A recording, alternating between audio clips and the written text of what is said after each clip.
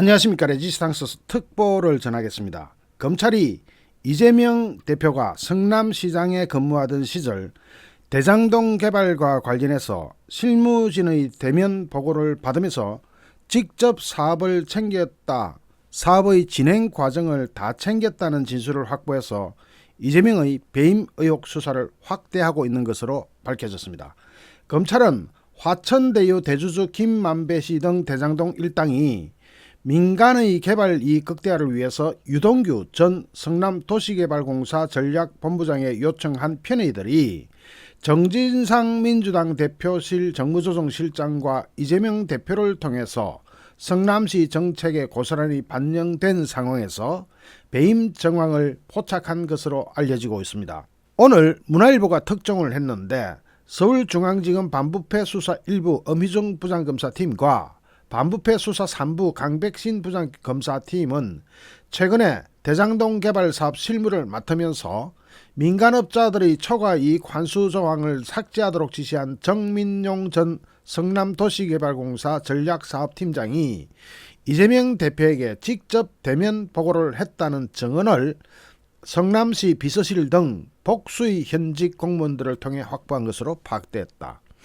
복수의 증인입니다. 증인이 이렇게 많고 증언이 일치되면은 법정에서 이걸 뒤집기 굉장히 힘듭니다. 거의 뒤집지 못합니다. 이렇게 증언이 많으면은.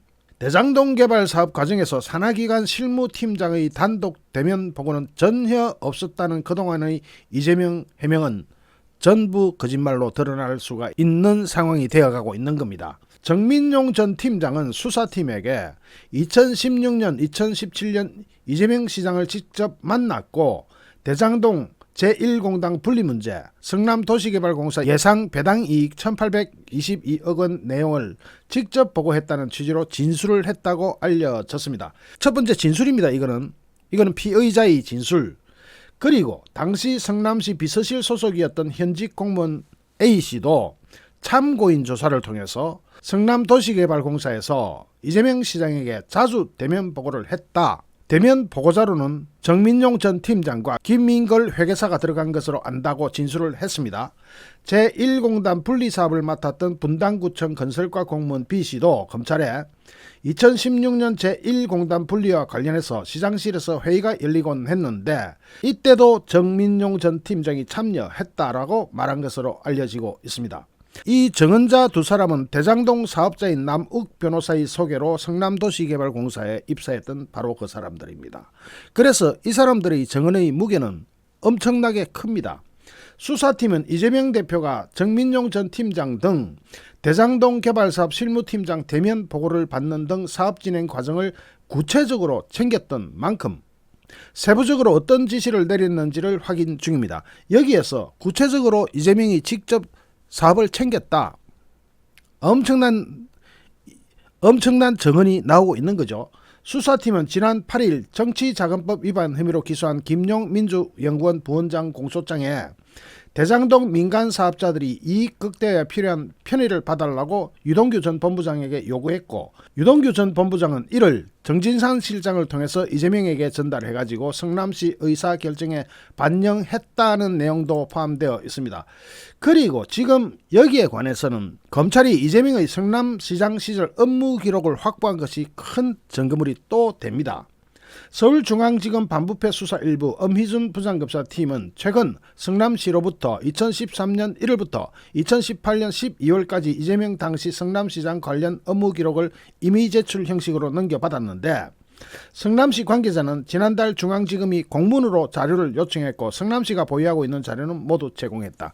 여기에서 이 증언과 그 당시의 시장실 출입 기록 같은 그 자료를 대조해보면 모든 것이 명확해지는 거죠. 여기에서 검찰이 이재명이 성남시장 시절에 대장동 개발 사업을 직접 챙겼다고 판단을 하게 될 수밖에 없는 상황에서 수사는 민간 사업자에 대한 특혜로 볼 수 있는 인허가 실행 과정에서 이재명이 얼마나 개입했는지에 초점이 맞춰질 것으로 보입니다. 검찰은 김용 민주연구원 부원장의 공소장에 민간 사업자들이 요구한 특혜들이 정진상 민주당 대표실 정무실장을 거쳐서 이재명에게 직접 전달해서 의사결정에 반영됐다고 적시한 만큼 거기다가 또 이렇게 관련자들의 다수의 증언을 확보했으니까 이 두 가지가 일치하고 있다는 점에서 이 수사 상황이 앞으로 우리가 주목해야 될 가장 큰 수사 상황 같습니다. 서울중앙지검 반부패 수사 1부와 3부는 화천대유 대주주 김만배 씨 등 민간 사업자에게 4,040억 원에 달하는 천문학적 배당 수익이 돌아가는 특혜 의혹 과정을 꼼꼼하게 따져보면 공교롭게도 대부분 인허가 업무를 맡은 성남시를 통해서 실현됐다는 점에 주목할 수밖에 없습니다.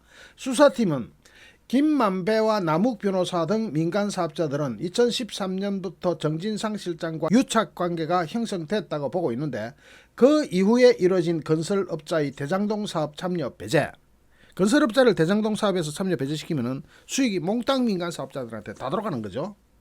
성남도시개발공사 수익배당금 1,822억 원으로 한정하는 것, 즉 성남도시개발공사는 이 사업에 대해서 1,822억 원으로 한정해서 그것만 먹고 떨어져라. 조속한 대장동과 제1공단을 분리하고 초과이익 환수 조항을 없애라.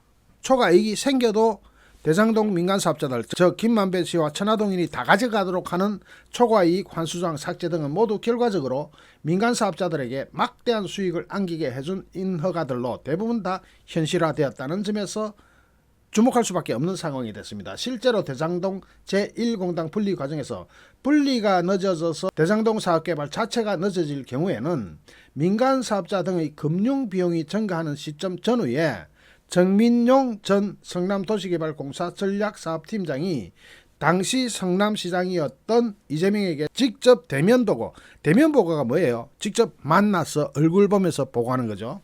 직접 대면보고를 했고 이후에 성남시는 분리개발 방식으로 변경을 합니다. 또 민간사업자들이 정진상 실장을 통해서 건설업자 배제 요청이 이뤄진 상황에서 2021년도 이재명은 경기도 국감에서 대장동 사업 건설사 참여 배제는 내가 결정했다고 자신이 스스로 밝힌 바 있습니다. 그러니까 여기도 못 빠져나가는 겁니다.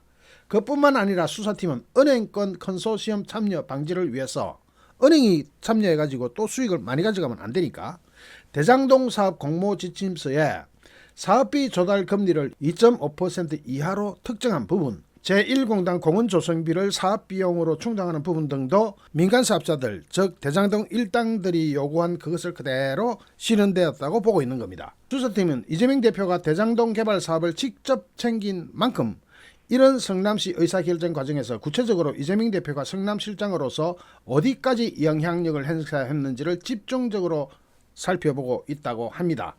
반부패 수사 1부는 최근에 성남도시개발공사 설립 등 대장동 개발 초기에서 민간 개발업자, 즉 김만배 등등 이 사람들에게 개발 이익에 대한 배당이 시작된 2013년 1월부터 2018년 12월까지 외부인의 성남시장실 방문 기록과 시장 일정표, 시장실 배정 법인카드 개수, 그리고 그 법인카드의 사용 내역, 시장의 차량 운행 일지 등등을 성남시로부터 건네받아서 이것과 대조 분석하고 있습니다.